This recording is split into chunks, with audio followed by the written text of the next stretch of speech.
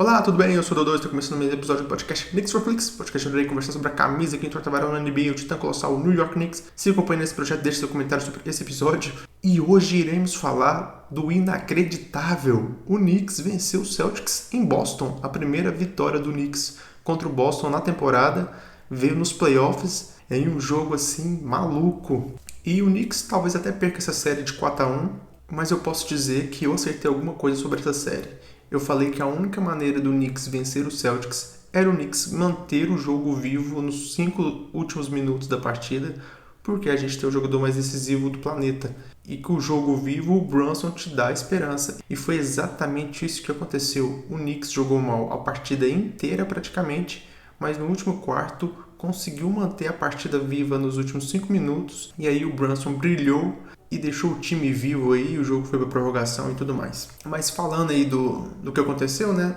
O Knicks fez um bom primeiro quarto, o jogo ficou ali praticamente empatado nesse primeiro quarto, mas desde o início o Boston soube explorar bem os defeitos do Knicks, que é deixar o Josh Hart completamente livre, e ele bateu cabeça, ficando totalmente livre, e o Tatum caçando o Towns em toda a posse de bola para ele ter vantagem. Isso aconteceu o jogo inteiro. Outra coisa também que aconteceu muito importante para o Knicks vencer é que o Celtics arremessou muito mal de 3. Foi a combinação que o Knicks precisa para vencer o Celtics. Eles arremessarem mal de 3 e o jogo estar vivo nos últimos 5 minutos. Mas voltando aí no segundo quarto, faltando mais de 10 minutos para acabar o segundo quarto, o Towns saiu com a terceira falta. Como eu disse, o Boston explora muito bem os defeitos do Knicks. Todo jogo foi assim. Então atacaram o Towns toda vez e o Towns fez muita burrada e saiu com 3 faltas e não voltou mais. E aí o segundo quarto foi terrível para o Knicks. O Boston, que estava a diferença de 1 ponto aí no primeiro quarto, aumentou a diferença para 16 pontos e simplesmente não parecia que o Knicks podia realmente incomodar o Celtics, né? Porque o Knicks jogou praticamente sem o Towns e o pivô reserva, que é o Mitchell Robinson, sofreu o hack a Mitch.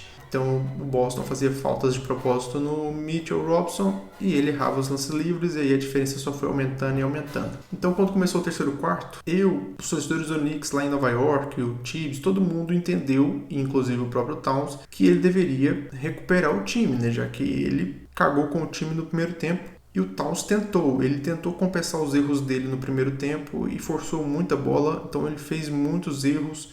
Ele só fez merda nesse terceiro quarto e a diferença foi só aumentando. A diferença chegou até em 20 pontos de diferença. Só que aí o Giannunobi apareceu. O Giannunobi fez uma excelente partida.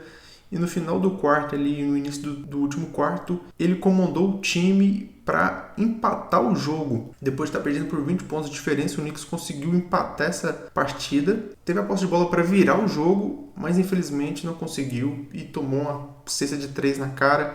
E ali eu achei que o Knicks tinha perdido o jogo novamente, né?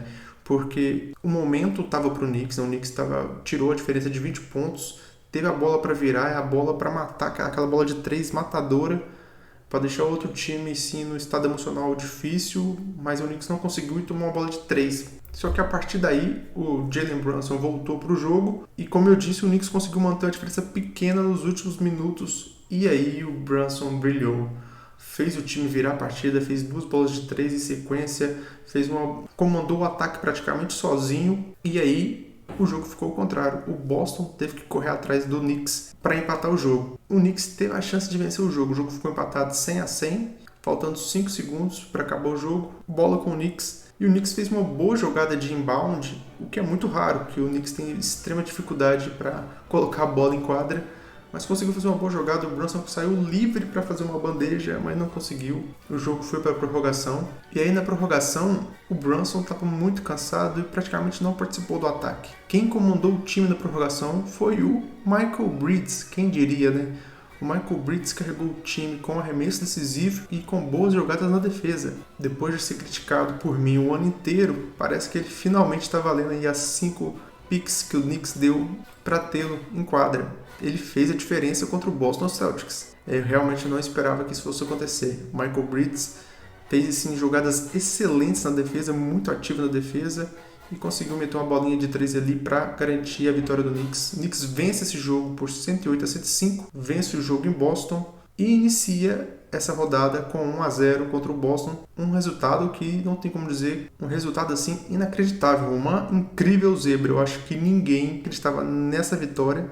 ainda mais com o time perdendo por 20 pontos de diferença novamente contra o Boston, mas o time lutou até o fim e fez a única coisa que poderia fazer para vencer o Celtics, deixar o jogo vivo nos últimos 5 minutos, porque aí a gente tem o jogador mais decisivo do ano. Jalen Brunson brilhou novamente. Contou aí com ajudas aí do OG Anunoby e do Michael Bridges aí muito importantes nessa partida. O Towns fez uma partida terrível, o que pode ser um ponto de otimismo para o Knicks, porque mesmo com o Towns não jogando nada, a gente foi capaz de vencer o Celtics. Por hoje é só, pessoal. Quarta-feira tem mais. O Knicks volta a enfrentar o Boston em Boston às 8 horas da quarta-feira. Eu encontro vocês lá. Eu fico por aqui. God bless e good night.